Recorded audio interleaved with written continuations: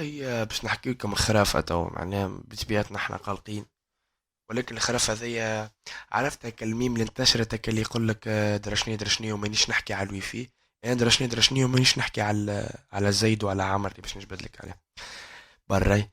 زيد واحد في قرية حسيل جاء واحد معناها قال له يا فلان يا زيد، راهو سمعت بذاك راهو زاني.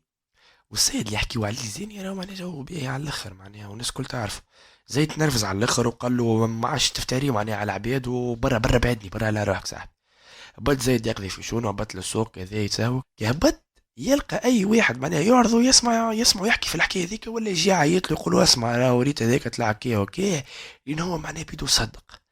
قعد مع روحه وقال يا رسول الله معناها ذي معناها اللي يدعي الصلح وكله طلع كي دي يلعن فيه ويسب فيه. حبيبي وعزيزي، ال40 ثانية اللي كنت نحكي لكم في قصة تحسوها ما عندها حتى معنى، هذه هي البروباغندا بأبسط صورها. ولكن إذا خلينا نتعمقوا شوي. وباي ذا واي، أنا حسب مرة أنا عندي راولي تكست الكل قدامي وخدمتي كل موجودة معناها عشان باش نحكي. نتصور هذه من أهم 3 مواضيع باش نحكي فيهم في السيزون الأولانية الكل. فرجاء نحبك تركز مليح معايا. وممكن البودكاست يكون طويل ولا فما بارتي دو باش تهبط في الجمعة اللي بعد، الله أعلم. ركز معايا برشا. البودكاست هذه باش يفيدك برشا انك ترى حاجة تنجم تعملها اناليز، نجم كي ترى حاجة فترة تسلق بها. حبكم تركزوا. نجم نقولوا توا البروباغندا، خلينا ندخلوا في التعمق ونفهموا لكم الكلمة ذي الكلمة المعربة. البروباغندا، البروباغندا برجولية من توا تركز على 5 6 7 حاجات باش نحكيو عليهم توا الكل. قبل ما ندخلوا في البروباغندا خنفهموا التلفزة هيك نقول التلفزة والبروباغندا فاهمين في قاعد نحكي. يجي خنشوفوا التلفزة باش نعطي توا ماتيري سيونتيفيك بالعربية والأونجلي معناها حملوني شوية، ولكن باش تفهموا قوة التلفزة وعلميا كيفاش تعامل مع الدماغ. بعد دقيقة واحدة من مشاهدة التلفزيون يتوقف الجزء الأعلى من الدماغ عن العمل، الجزء المسؤول عن التفكير، ويعمل في محله معناها الجزء السفلي المسؤول عن التلقي. وهذه الحالة تسمى ألفا ستيت. ألفا ستيت. وكي نسكروا التلفزة الأدمغة متاعنا ترجع لوضعها العادي البيتا ستيت، وقتها يولي قادر على التفكير والتحليل وكالفاز الكل. هذه معناها قوة الجهاز المطيش في بيوتنا وفي ديارنا والكل يا برو باش تفهم انت معناها القوة. اما وقتاش يولي تافه؟ كي تفهم كيما احنا نقولوا كيفاش يخدم طريقة العمل متاعو. نجم تسمي راهو لاحق يا برو كيما نقولوا الأسرار الخاصة بالتلفاز، تسميها أسرار صنع البروباغندا. 5 6 7 أسرار هم مفاتيح فهم، دي كلي باش ما يتعدى عليك شيء وما تكونش في تيار الغنم وتتلقح من هذه الفيروسات. باش ما تكونش معناها قطيع معناها جو بونس ما هبط ولا ما هبطش، اما راه فما بودكاست اسمه فيروس القطيع.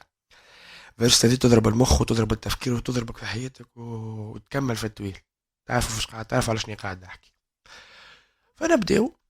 الباز نتاع البروباغندا هو السر الاول، هو التكرار. التكرار يا سيدي هو الاساس نتاع الاساس نتاع البروباغندا. تكرار الشيء من اكثر من شخص يخليك تقتنع وتشكك حتى في قناعاتكم وسلماتكم. انا مثلا نحب نقنعك اللي 1 مع 1 يساوي 3. نجيب مثلا ستيف هوكينج يحكي بالكاريزما العلميه نتاعو ويقول لك اي وي اللي بوسيبل انه 1 مع 1 يساوي 3. جيب واحد كيف ياخذ نوبل في الفيزيك ويقول لك انه في حالات يمكن انه 1 مع 1 يساوي 3. نفس الخبر يتكرر من عند جهات مختلفة ومضمونة ومرموقة. شنو يأدي؟ ولا به مش حتى لازم نفس الخبر، ينجم يكونوا عدة أخبار تتجه بيك ناحية كما نقولوا تصديق شيء معين. واللي سهل عليهم العملية انك اول ما تصدق الخبر هذايا تدخل في الماكينة وتولي واحد من ناشين الاشياء هذايا الكل. إذا هذا هو السر الاول من الاخر. باش تقول لي حسب ما قاعد تحكي راه وكالات اخبار كبيره واعلاميين كبار هما يصنعوا في البروباغندا كما صدقوهمش شكون باش نصدقوا. وهنا ندخلوا في خلطه كبيره. عقليه الام او فيروس القطيع كما سميها المشتبه. التسميه اللي انا اخترعت هذه معناها كلي هو ظلم انا نظلم، هو سرق انا نسرق، اساء نسيء، ما عندكش راي. ما تخليش العباد راهو يقرروا في بلاصتك ولا يفكروا في بلاصتك انت. راه لازمك تكون ديما تسأل، ديما ما نعرفش يعني ما تصدقش اي خبر يتقال لك، حلل ركز تبع. ثم 3 قاعدة زي ما قواعد نحبكم تخرجوا بها. أخطأ أنكم لازم تفهموا كيفاش تخدم البروباغندا وكيفاش تخدم التلفزة.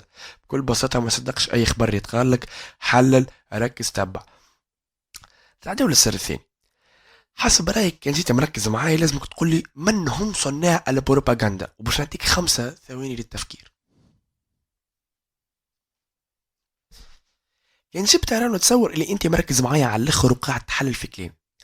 صناع البروباغندا هم السياسيين والاغنياء والحكومات. اللي الثلاثه ذوما اللي سميتهم لك. البروباغندا هي طريقه تواصلهم معنا، المانيير دو كوميونيكاسيون افيك نو كرعية. الثلاثة ذوما يستعملوا البروباغندا باش يتواصلوا معنا. خلينا نستنشوا حاجة، يعني كل بروباغندا هي مصنوعة مستحدثة، ما فماش صدفة، وديما وراها غاية تختلف من جهة الأخرى، وفي الآخر راهو باش يبيعوا لك حاجة، راه برودوي، فكر، حرب، مرشح سياسي، ما نعرفش أنا. ركز معاي، أنا نحكي أنا توا على صنع البروباغندا، مش معني صنع الأخبار. ناخذ مثال، أنا نمشي نرمي فوشيكا بحث الداخلية، نعمل دبك هرج ومرج، نقربح كل شيء، صنعت خبر. من القوة وين كيفاش نعرض الخبر؟ الفوشيكا تولي قنبلة، والفرخ اللي عمره 11 سنة يولي إرهابي من شبكة خطيرة وإلا من حزب معين. يعرضوا لك خبر بالطريقة هذه، وأهم حاجة يكون متوافق مع مصالح الحكومة والكبار. هذه هو السر الثاني. إذا رأيت بروباغندا اعلم أنها مصنوعة من الكبار. أسرار تو، عرفنا أن البروباغندا بازي على التكرار، وعرفنا كيف انه البروباغندا هي كما نقولوا يحكم فيها 3 جهات، ولا هي طريقة تواصلهم معنا. ننتقل للسر الثالث. أي بروباغندا هي كذبة، والكذبة هدفها أحقر منها. إذا خلينا نزيد نفهم شوي. اللي يلبسوا في الكوستيمات هذوما اللي ترى فيهم وما يزيهمش بعد الكذب، ويزيد يشعلوا في النار ويطلقوا في الفتن، يقنعوك اللي فما يتعاركوا، وانت كي تسلم روحك ليهم تصدق اللي بالرسمي فما حرب ولا فما كره الى اخره، وتشعل حرب والناس تولي تتقاتل. وفما بلاد في الافريقيا، يعني انا كي حضرت البودكاست نسيت ما كتبتش الرقم هذايا، اما فما مليون وفاة في جراء حرب، فتنه متاع بروباغندا صارت في الافريقيا ذولي رواندا، والله ناسي بالضبط، اما نكتب لكم في الديسكريبسيون. ودم من مات وراه في رقابه، مراه معروف، راه الفتنه اشد من القتل، وانت راه يتعاود كلامهم بكل بلاها، انت مشارك معاهم في هذه الجريمه. وسوم الكذب غالي، راهو غالي برشا يا صديقي ويا صديقتي. هذاك علاش جماعة الكوستيمات والبلاتوات أغنياء ودور بكراه بزيروات، وهذا هو السر الثالث. غنية وكوستيمات يسيحوا، وكل واحد وأهداف، وعندهم أهداف متاع كذب، وفماش ما أحقر مما سبق. والله بداية ويل البودكاست ما نعرفش، ممكن راهو هذا اللي أنا داخل فيه توا الجزء الثاني، ممكن مازال شوية باش نزيدو ندخل في الجزء الثاني، خاطر أنا ملزوم ب10 دقايق، خاطر ماك تعرف مازال ما عندناش منتهيات البودكاستات في تونس، وانك تركز مع الموضوع والكل. لذلك سامحوني العباد اللي مركزة وعاملة جو، معناها مش تتقمعوا معناها. ما نعرفش باش نزيد السنة الرابعة. أنا كانوا في الجزء الثاني، أو في الجزء الثاني استنى شوية تو يهبط الجمعة الجاية معناها، وكانوا كانوا تو هيك تسمع فيه. السر الرابع هي القنوات والجرائد والميديا والكل اللي بكثرتهم يتحاكم فيهم 4 أو 5 أشخاص، نفس الإيديولوجيات، نفس الفكر والكل، باش يقول لك اليوم مختلفين وواحد، أما راهي هذه كذبة. راهو كيما قلت لك قبيلك ديما نحبك مركز معايا، خاطر راهو كل شيء تبع بعض توا. خليني نعطيك مثال برجولية بتاع الدولة اللي نشأت فيها البروباغندا والإعلام بجميع أطيافه. الدولة اللي بدون استثناء جميع الدول الأخرى نقلت عليها لو ميم سيستم، الأمريك. أمريكا فيها حوالي 2000 والأرقام هذه راهو قديمة شوية، الأرقام الحقيقية أضخم برشا، ولكن هذه أرقام تقريبية قديمة شوية. أمريكا فيها حوالي 2000 قناة، 15000 محطة راديو، 1300 جريدة، و6 استوديوهات أفلام. وإن شاء الله في الديسكريبسيون نجمش نلقاو لكم مصادر ما أقوى متاع أرقام عالية. به نرجع للأرقام. ريتها الأرقام الضخمة ذي كل واحدة يتتحكم فيهم 6 شركات: الكومكاست، نيوز كورب، تايم وارنر، سي بي سي، والت ديزني، وفياكوم الاخرانية مش معروفة. يظهر لك القنوات والصحف الكلهم متنافسين، ولكن كما قلت لك يا صاحبي ايديولوجيا واحدة، نفس الرسالة ولكن بطرق وأوجه مختلفة. كلهم يقراو من سكريبت على التليبورت. ذات معلش راهو فاهم لكم كيفاش فما كيما نقولوا حاجة كالمراية عاكسة قدام الكاميرا، راهو تلقاه يغزر الكاميرا مرة يقرا في تكست مش حافظ شيء معناه. حاولوا. شوف انا ترينو راه بودكاست ترى هذا معناه راه باش نحلك ترينو في مخك باش نفسر لك كل شيء. برا افهم كيفاش تسير هكا اللغه هذيك والاستوديو كيفاش تبدا صاير. وراه الجمهور راه ما يضحكش وحده، راه فما اكران، راه تقول له اضحك، تقول له اسكت، تقول له عيط، واه كل شيء راهم متحكمين فيه وكله كذبه. ومانيش جايبها لك مؤامره بين قوسين، يعني مش داخل فكر نظريه مؤامره واحد. ماريا المورا ذي قاعد يصير بنيفوات مختلفه في العالم، اي مس سا اكزيست، راهو موجود اللي نحكي فيه الكل، وراهو بطرق مختلفه ومعينه. نرجع لكم كلهم يقراوا من النص معنى مكتوب على الشاشه، وساعات راهو صارت راهي نفس النص يمشي للقنوات الكل، اللي ساعات وصلت بالبادي لانجوج وبالتنهيده وبالغزره بكل شيء ايدونتيك، ولات ضحك. الدولة والإعلام وأصحاب البنوك راهو تجمعهم كما نقولوا فريندشيب، صداقة قوية برشا. تتبدل العباد، تتبدل نعرفش أنا برشا حاجات، ولكن النظام ما يتبدلش وما يتغيرش. وبين قوسين هذه معلومة حبك تاخذها على الطاير ورشمها في مخك وانساها. دولة اللي ما تسيطرش على إعلامها، راهو الإعلام سيسقطها. الإعلاميين كما نقولوا هما أذرع الحكومة لدين متاعها. هذه هو السر الرابع. فماش تنافس، وراي نفس الرسالة نفس الإيديولوجيا في جميع القنوات أو أغلبها. السر الخامس حاجة تضر الحكومة ما تمرش. مش تقول لي نو حريات ودرشنية اسمعني به. خن نفهمه، خن نركزوا كل وباهي، وحط في مخك الحقائق الأربعة كم تاع حمزة البلومي. راهو ساعات انسى اللي قلته كل انساه وركز معايا تو، خاطر الاسئله اللي جاتك المخ كل جاتني حتى انا قاعد نحضر. انا كيف كراو حتى انا كنت نتلقى في المعلومات هذيا، تو انا قاعد نلقي فيها، فهمتني. فما برشا اسئله دارت في مخك قريت هذيا ما طلعت صحيحه بعد. اسمعني، حاجه تضر الحكومه ما تمرش، هذه السر الخامس. مانيش نحكيو رانا هنا على واحد جبد لي داره ولا طلع شبهه فساد كما نسميوها احنا. نحكيو على معرفش انا الاسرار نتاع الفساد، السرقه والحاجات الصحيحه، معناها اللي نحكيو تضر عباد. معناها عادة كني كانت حاجه منهم معناها تعديت في التلفزه فريق خصوم تكسر في بعضها من الاخر. وخلينا نرجعوا لامريكا بصفتها هي الام، ولا نعرفش نقولوا هي الاب الروحي للهم في العالم، معناها فهمتني. بيتر ارنت مذيع السي ان ان المشهور صرح تصريحات انه معناها ضد الحرب مع العراق في الوقت هذاك، خاطر فما برشا منهم ديجا دونالد ترامب وبرشا انه صرحوا انهم ضد الحرب على العراق اللي توا امريكا قد تخلص في الثمن نتاعها. موضوع معقد حاسيلو سياسي تاريخي، لازم برشا حديث ونتصورش باش نحكي عليه البريود هذا. اما وكاوي نرجع لموضوعنا.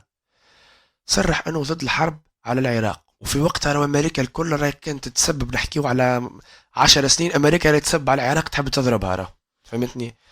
تصور انت معنى امريكا تعبت برشا باش تنجم تلقى الفرصه انها تدخل عبر حكايه المفاعل النووي وتخرج اصوات تندد انه ضد الحرب ضد العراق، فهمتني، ضد الحرب على العراق. الحاصل منغدو كتاب عليه 157 كاريكاتير، هبطوا عليه كيما نقولوا ابدا من السخريه منه، ولا حطوه معناها راقد مع صدام في الفرش.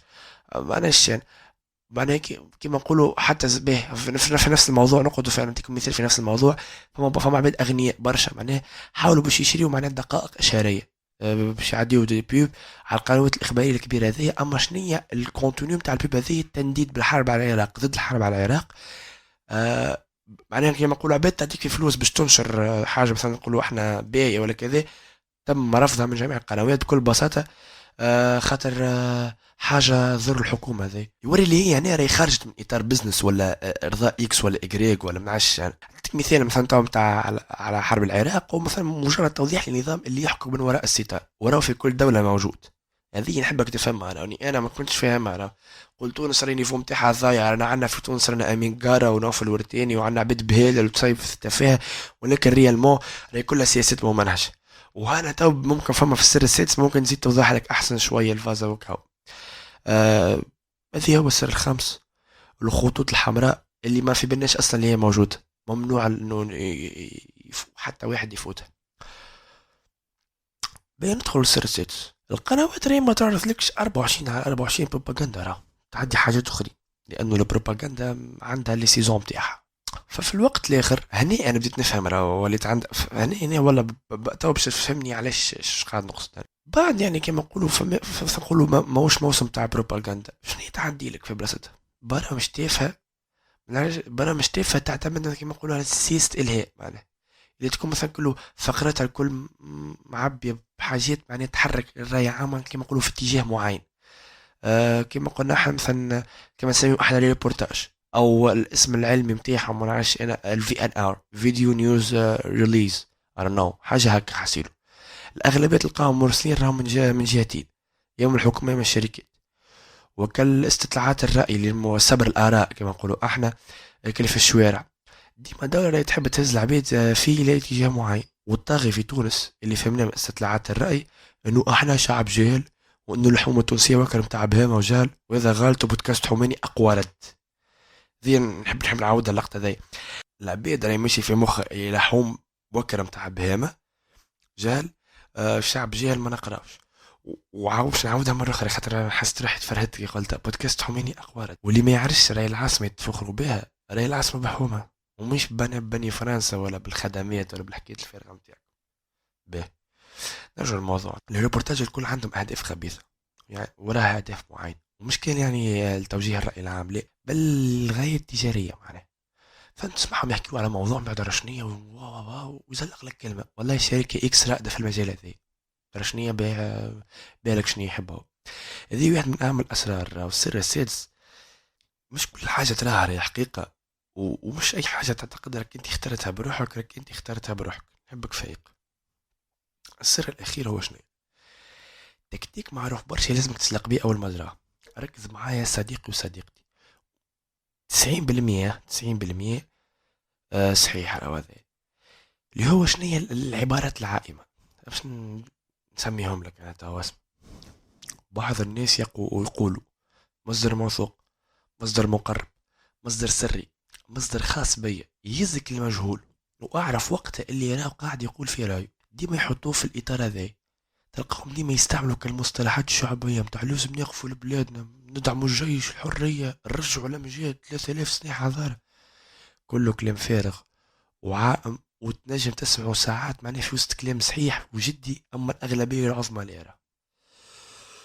معناه في الختام، خاطر والله يا صاحبي بودكاست طويل هذايا تو معناه يا عزيزي المستمع احنا تو في حالتين، يا اما انت تو تفرج في الجزء الثاني ولا بودكاست طويل، وفي الحالتين معناه انت سمعت برشا على موضوع واحد.